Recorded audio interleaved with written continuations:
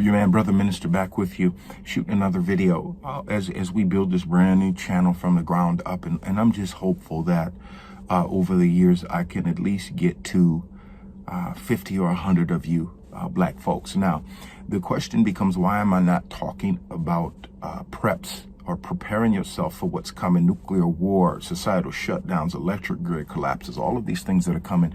Why am I not talking to everybody as opposed to black folks? Because black folks, our challenges are unique. And I just love preppers, but a lot of what they are saying is unrealistic for most of us for financial reasons. For instance, me and my family, we buy little by little, we buy like food stores and food stocks and these types of things, and storing food up for when things do get crazy and then society breaks down. But the reality is that most of us can't afford that kind of freeze-dried food, which, you know, 4 week supply for one person could cost like, you know, $400, $500, $600, $700, $800.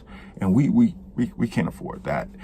So our challenges are unique. The second reason that's important is because we can't bug out. And bugging out, what I mean by bugging out is white preppers suggest that you pack a backpack up, and they give you all these lists that you need to put in your backpack. They give you these lists that you need to pack up and you need to leave and you need to get away from wherever the danger is. Well, the reality is that black folks, we can't just pack up a bag, most of us, and bug out, because we have families, we have grandkids, single mothers, certainly. Where's a black woman going to run to in this country? I'm serious. Where's a black woman going to run to in America, packing a bag up, even if she's single, doesn't have kids? Where's a black woman going to run that she's not going to be victimized? Where's that? Black men victimize them. White men victimize them. Where is a black woman going to run? So this is wholly inappropriate. And for black people in general, we found out when we try to leave places like ghettos and poor places, like in Louisiana, when black people try to go over that bridge, man, white people, they pulled guns, and I'm flashing it up in front of you right now, and during Hurricane Katrina in New Orleans. So where do we go? We don't go. That's the reality for most of us. So those are the people that I'm here to talk to. I'm here to talk to you who are going to have to make your stand and survive right where you are. And again, I am not a racist or anything like that, but I just understand, because I'm one of your pastors, I'm one of your preachers, so you can find out who I am. I'm on YouTube. I got millions of views on other videos, on other keyworded ministry channels anyway. So when you see my face, you'll know who I am. In one channel, I'm just saying, hey, boom, this is who I am, because I lead a congregation. So, but this channel is different, and because our challenges are unique, and we are going to have to understand a few things. Is that we don't have anywhere to go that is safe for us. It's not necessarily safe in our neighborhoods. We know we can't just bug out and go to where white folks are, because they pull guns on us. And my family and I, we live out in a rural area.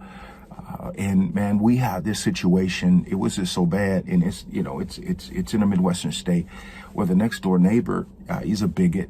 And his ex-girlfriend pulls up at her car, man, and they know we're there.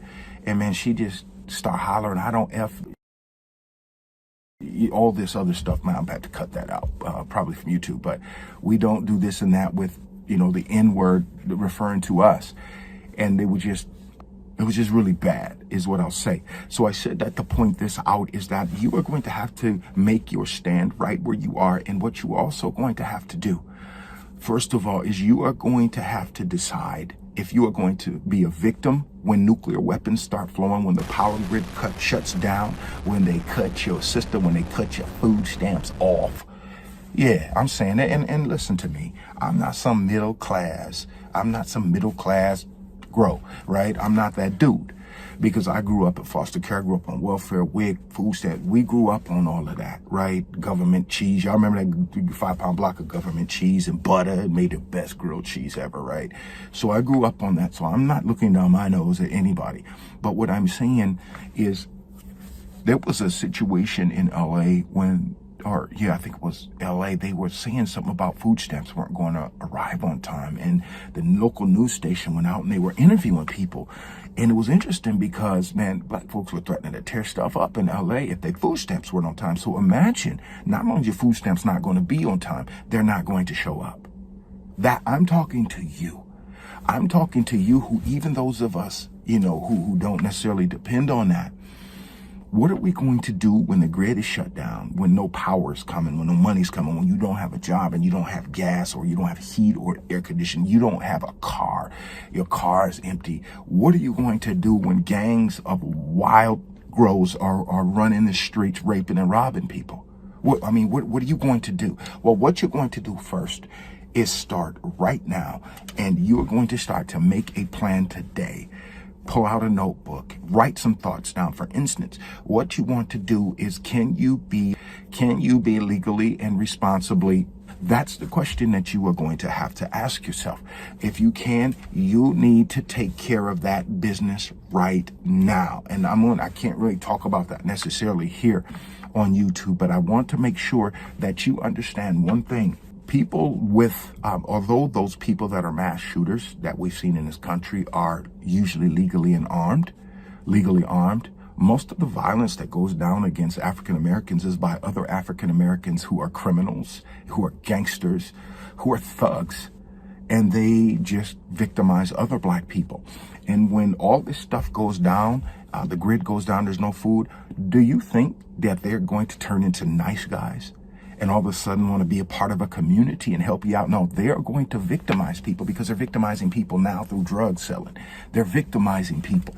So what becomes interesting is when it all hits the fan, the second thing you need to do is find out, how are you going to get food and how are you going to get water after your little 3 or 4 days or whatever it is you got in your refrigerator runs out. Here's what's going to be really interesting. You may say, well, I got to let deep freeze. Well, what good is a deep freeze when all that stuff's going to be thawing out because the electricity isn't working?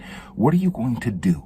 That's the next plan that you have to make. Now, I said in a last video on this brand new channel, you have to decide what you can afford to do, right? Because you still have expenses to pay. I get that.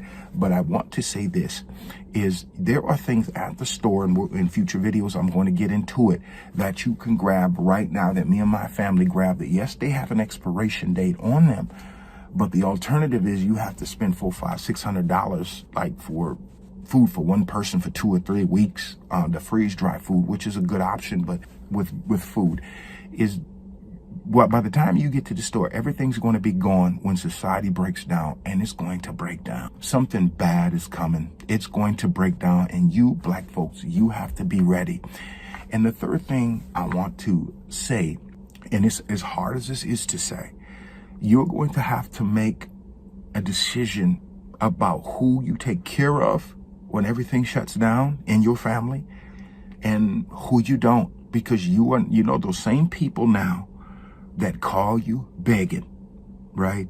And we all have had those situations that call you begging and can never seem to get their stuff together. They always got an excuse. Y'all know who they are in your family. Those are the same people that are going to try to get a hold of you. Now, when the grid goes down, no mobile phones or none of that stuff is going to work. Your iPhone depends on electricity. It depends on the tower that runs on electricity. So even if it runs on wind power, which really they don't, that stuff is going to shut down. So those people are going to show up, if they live close enough, at your door. And you're going to have to make the decision on what you're going to do, because you need to prepare your immediate family for what's coming. And the decision you have to make is, are you going to care for your brothers and sisters and everybody else, and your family suffer to take care of people who didn't take care of their own business? Kind of like people that die, people like us that die and they don't leave life insurance.